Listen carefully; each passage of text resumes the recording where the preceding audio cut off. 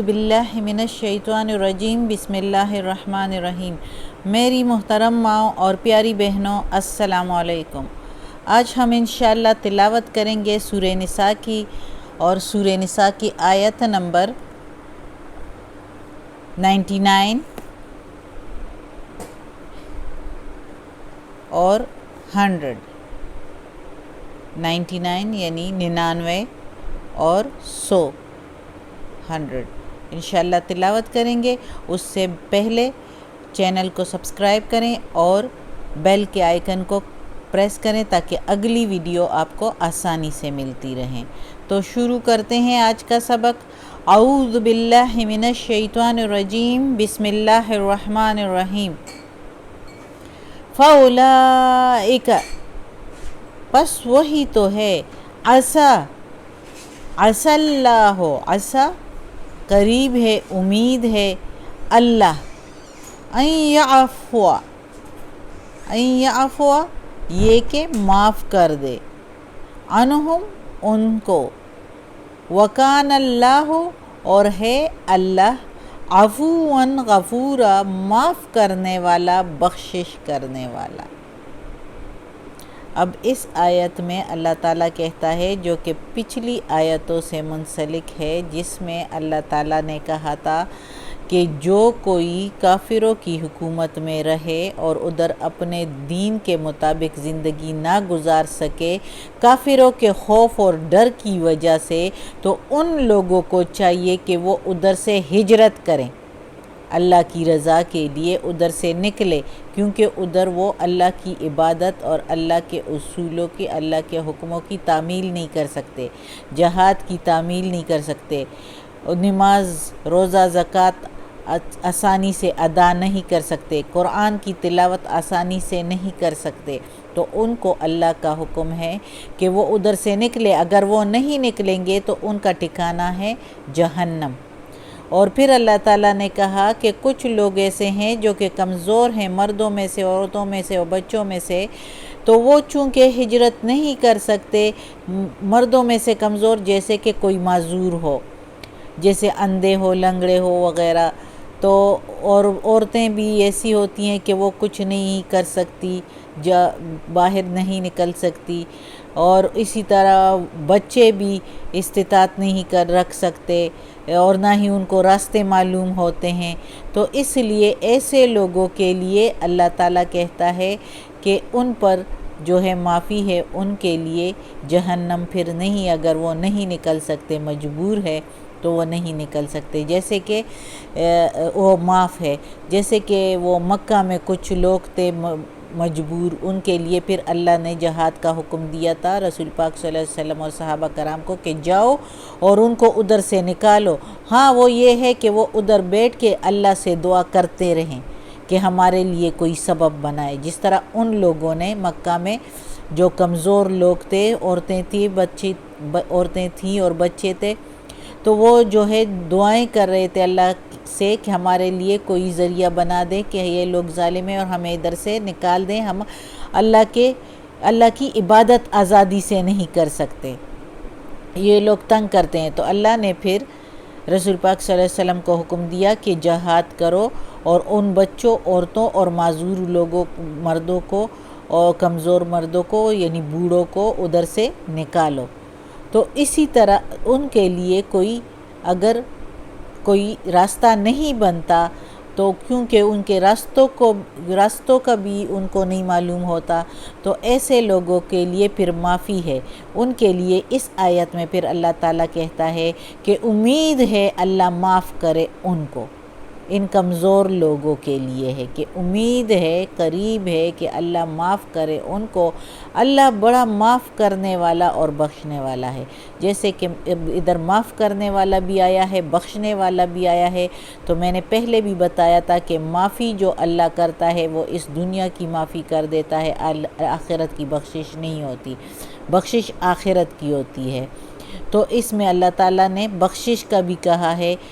جو کہ آخرت کے میں جو کسی سے گناہ وغیرہ ہوئی ہوتی ہے تو اس کے یا برائی ہوئی ہوتی ہے تو اس کا بخشنا جو ہے، اس کا معاف کرنا جو ہے وہ بخشنا ہو جاتا ہے، غفوراً ہو جاتا ہے۔ تو عفواً یعنی معاف بھی کر لیتا ہے، معاف کرنے والا بھی ہے اللہ تعالیٰ اور بخشنے والا بھی ہے بے شک۔ اگلی آیت میں ہے وَمَن يُهَاجِرْ، اور جو کوئی ہجرت کرے، فی سبیل اللہ، فی میں، سبیل راہ، للہ اللہ کی راہ میں، یجد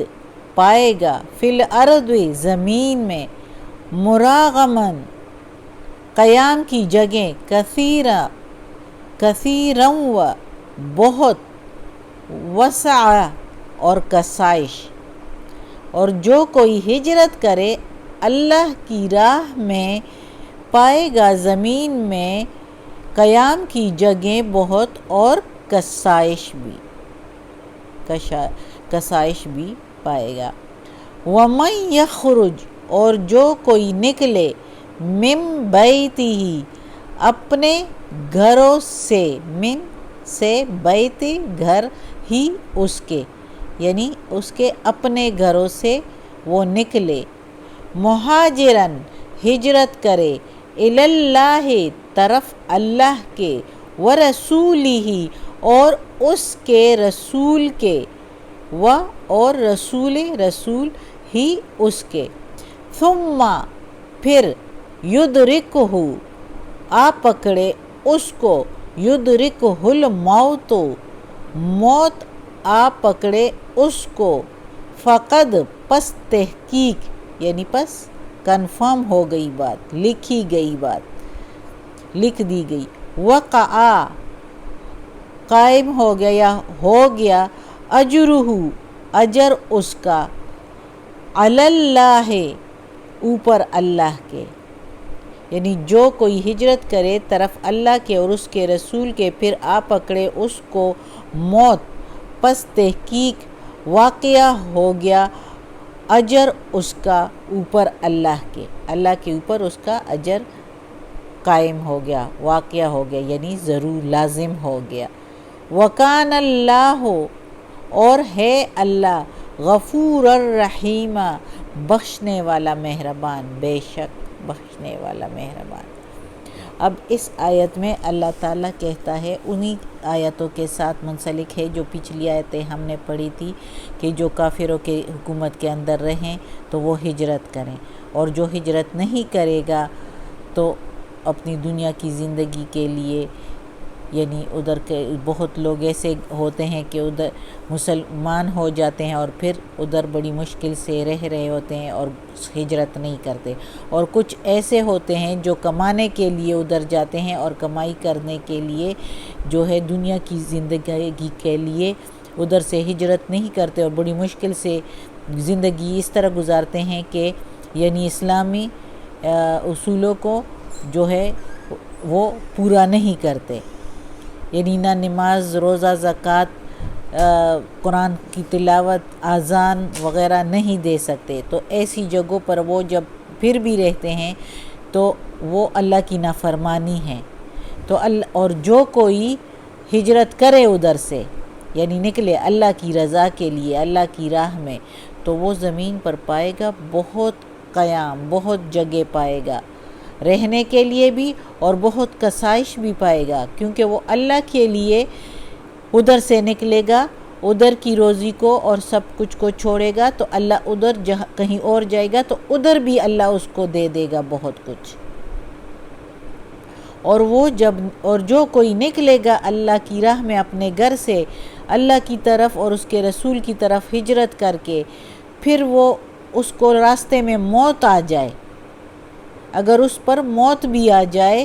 تو بس اب اللہ پر اس کا اجر جو ہے وہ لازم ہو گیا، وہ ادھر سے نکل تو گیا اللہ کی رضا کے لیے، تو اللہ کہتا ہے مجھ پر اس کا اجر لازم ہو گیا، اب میں ضرور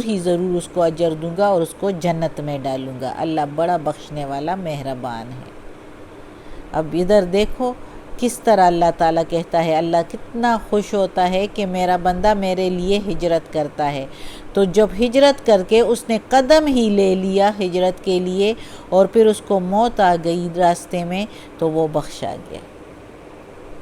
سبحان اللہ، اللہ اکبر کبیرہ، صدق اللہ العظیم۔ آج کا سبق ختم ہوتا ہے۔ اللہ ہمیں توفیق دے کہ اس قرآن مجید کا ترجمہ مکمل کرے، اس پر عمل کرنے کی بھی توفیق دے۔ اللہ یا غفور الرحیم، یا رحمان الرحیم، یا مالک یوم الدین، یا علی کل شیء قدیر، یا غفور الرحیم، یا رحمان الرحیم، یا الہ العالمین۔ یا اللہ